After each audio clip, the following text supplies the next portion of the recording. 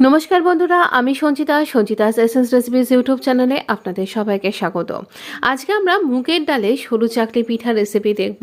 খুব সহজেই একদিন ডিনারে বা আপনি ব্রেকফাস্টে বা টিফিন বক্স রেসিপি হিসেবেও কিন্তু এটা অনায়াসে সার্ভ করতে পারবেন।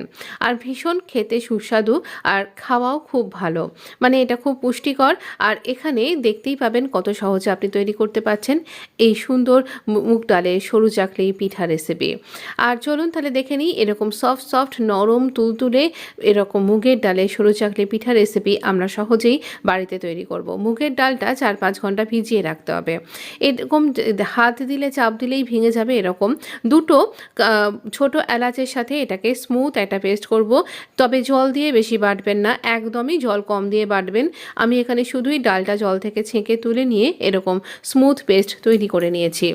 এরকম স্মুথ পেস্ট তৈরি করে নিয়েছি।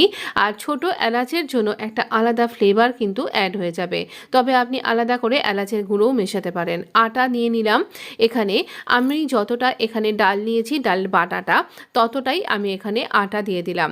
আমরা যে রুটির আটা খাই সেই রুটির আটা এখানে ব্যবহার করা হচ্ছে। তো এখানে দিচ্ছি ডেসিকেটেড কোকোনাট বা কোকোনাট পাউডার, বড় চামচের 1 চামচ, মানে আপনি 2 টেবিল চামচ ধরে নিতে পারেন। এখানে নুন দিতে হবে স্বাদ অনুযায়ী, আর এখানে অবশ্যই একটু চিনি দিতে হবে। আমি 2 চামচ চিনিও অ্যাড করলাম। তো এখানে এইভাবে আমরা সব কিছুকে, ডালটা যে মিক্সির বাটিতে ধুয়েছিলাম সেই মিক্সির বাটি ধোয়া জল আমি এখানে অ্যাড করছি, তারপরে প্রয়োজন মতন জল ব্যবহার করব। রুম টেম্পারেচারে থাকা জলই ব্যবহার করতে হবে। সব কিছুকে ভালো করে মিশিয়ে একেবারে মসৃণ একটা স্মুথ ডো তৈরি করব। খুব পাতলা ডো তৈরি করবেন না, খুব মোটা ডো তৈরি করবেন না, তবে একদম মাঝামাঝি একটা ডো তৈরি হবে। আর একবারে সব জল ঢেলে দেবেন না, তাহলে একদম গুটলি পাকিয়ে যাবে। আটাটা যতক্ষণ স্মুথ হয়ে যাবে তারপরে পরিমাণ মতন জল ব্যবহার করবেন। একসাথে অনেকটা জল দিয়ে দিলে কিন্তু একটা কীরকম দেখতে হয়ে যাবে, আর সেটা ঠিক করা যাবে না। তখন খালি আটা মেশাতে হবে, ঠিকঠাক ডো হবে না।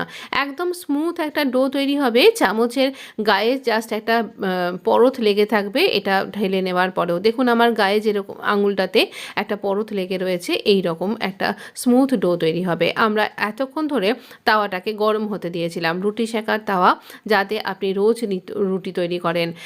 আমরা 1 চামচ তেল দিয়ে তেলটাকে খুন্তির সাহায্যে ছড়িয়ে দিলাম। এবার ব্যাটারটা দেবার আগে ভালো করে একটু নাড়াচাড়া করে নিন। ভালো করে নাড়াচাড়া করে নিয়ে আমরা 2 হাতা ব্যাটার দিয়ে দিলাম। একটা তেজপাতা নিয়েছি, ভালো করে ধুয়ে নিয়ে সেটাকে এই তেজপাতা দিয়ে আমি এটাকে ছড়াচ্ছি। তেজপাতা দিয়ে যদি ছড়ান বা এই ধরনের কোনো গাছের পাতা, কাঁঠাল পাতা ব্যবহার করতে পারেন, অনেকে কার্ডও ব্যবহার করেন। তো এই রকম কিছু দিয়ে ছড়ালে পারে এটা একেবারে পাতলা করে ছড়ানো যায়। আর দেখুন কত উপর দিকটায় জাল জাল হয়েছে, আর ভীষণ সফট খেতে হয়। আমি এটা তাওয়াতেই এভাবে ফোল্ড করে এই যাতে সার্ভ করব তার মধ্যে এভাবে রাখছি।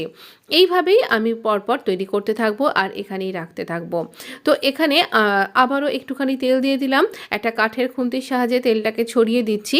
আর আবার এরকমভাবে আমি 1 হাতা দিয়ে, আপনি হাতার পরিমাণটা আপনার মতন দিন। আমি এখানে খুব বেশি মোটা তৈরি করিনি। দেখুন কত সুন্দরভাবে ইজিলি এটা ছড়ানো হয়ে যায়। এবার আঁচটা কীরকম রাখবেন, খুব গরম তাওয়া অথচ আঁচটা থাকবে একেবারে লো। আবার আঁচ যদি খুব কমে যায় এই ঠান্ডায়, তাহলে আবার একটু মিডিয়াম করবেন, কখনোই জোর করবেন না, তাহলে এটা ছড়ানো যাবে না। দেখুন এইরকমভাবে পুরোটা শুকনো হয়ে যাবে ওপর দিকটা, তখনই বুঝতে পারবেন যে এটা একটা দিক হয়ে গেছে। এরকম উল্টে নিয়ে আরেকটা দিক ভাজতেও পারেন, বা এরকম দেখুন আমি জুম করে দেখাচ্ছি কত সুন্দর দেখতে হয়েছে, ওপরটা পুরো জাল জাল হয়েছে। এটা আজকে তো আমি এই ঘুগনি দিয়ে পরিবেশন করেছিলাম, মটরের ঘুগনি, খেতে খুব ভালো লাগে এর সাথে। এছাড়া আলুর দম, শুকনো আলুর দম, যার রেসিপি কিছুদিন আগেই শেয়ার করেছি, বা চানা পনির মশলা, যেটাও এর কিছুদিন আগে শেয়ার করেছি, এর সাথেও কিন্তু খেতে পারেন। নিরামিষ ঘুগনি দিয়ে খেতে পারেন। সুজির পায়েস বা ছানার পায়েস বা চালের পায়েসের সাথেও অসাধারণ লাগে, যদি আপনি মিষ্টি খেতে বেশি পছন্দ করেন। তো এইভাবে আপনি সার্ভ করতে পারেন। এছাড়া গুড় দিয়ে তো অবশ্যই লাগে। গত বছর আমি এই সরু চাকলি পিঠা গুড় দিয়ে পরিবেশন করে দেখিয়েছিলাম। আমার গত বছরের ভিডিওটাও কিন্তু দেখতে পারেন আমার সুইট প্লেলিস্টে। তাহলে চলুন সার্ভ করে দিই। আমি মটরের ঘুগনি দিয়ে এইভাবে সার্ভ করেছি, কেমন লাগলো এই ডিনার রেসিপি থালিটা অবশ্যই জানাতে ভুলবেন না। এই আলুর দমের রেসিপিটাও একবার ট্রাই করতে পারেন, এর সাথে অসাধারণ লাগে। বা আপনি মটরশুঁটির কচুরি করছেন, তার সাথেও খুব ভালো লাগবে। হ্যাঁ, সেরকম থালিও একটা আপনার জন্য খুব তাড়াতাড়ি আসছে। এই চানা পনির মশলা রেসিপিটাও একবার ট্রাই করতে পারেন। দেখুন, একবার আমি হাত দিয়ে তুলে দেখিয়ে দিচ্ছি কত সফট হয়েছে, এক নিমেষে ছিঁড়ে যাবে আর একদম মুঠো করলে একদম মুঠোর মধ্যে চলে যাবে, এতটাই নরম আর সফট। অবশ্যই ট্রাই করুন। যদি ভালো লেগে থাকে চ্যানেলটাকে সাবস্ক্রাইব করে নোটিফিকেশান অন করতে ভুলবেন না। আর অনেক অনেক শুভেচ্ছা রইল আপনার জন্য। এই পৌষ পার্বণে খুব মজা করে পিঠে খান।